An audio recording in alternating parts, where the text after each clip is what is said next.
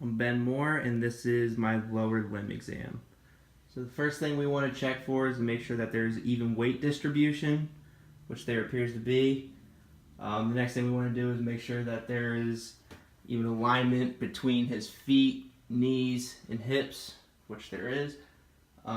Next we want to test his calf length. So if you lean up against that wall and pull your hips forward, we see that his knee goes over his toes, which indicates he has normal calf length. Next we want to check his single leg balance. So by standing on one foot, he should be able to hold this position for 5 minutes. And from here we can do a single leg squat. So when he goes down, we want to make sure that there's no internal rotation of the knee, which there is not. So that's it for the standing part.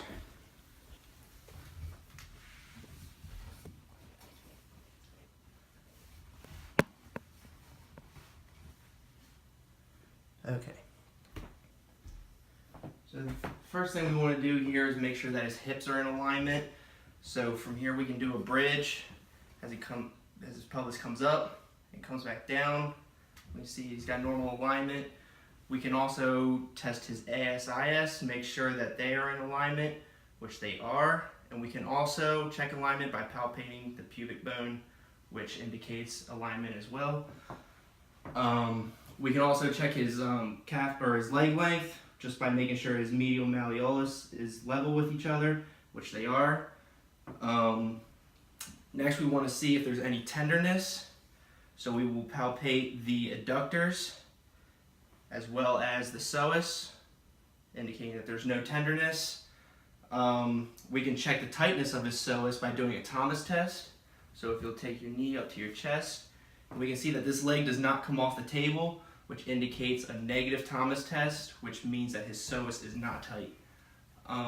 We can check his hamstring tightness by doing a straight leg raise. So he has a good straight leg raise, which indicates his hamstring is not tight. We can check his range of motion of his hip to make sure that that is normal, which it is.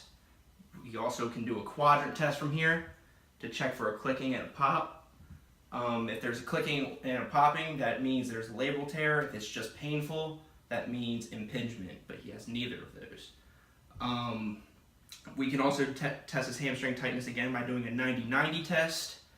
So by doing this, we can indicate that he does not have tight hamstrings. Next, we want to check his knee. We want to make sure that there's full hyperextension, which there is, which means that he can walk with a normal gait. We want to check his patellar mobility, so we want to make sure that the patella does not move more than 2 centimeters or less than 2 in each direction. His is normal. We want to make sure that the vastus medialis fires at the same time as the vastus lateralis, so go ahead and test up. And it does fire at the same time. We want to check his ACL by doing a Lachman's test, just to make sure that there's no big displacement between his tibia and his femur. So with the Lachman's test, we can see that there was no big displacement. We can test his MCL through a valgus test to make sure that his MCL is still intact, which it is. And then we can test the meniscus by doing a McMurray test.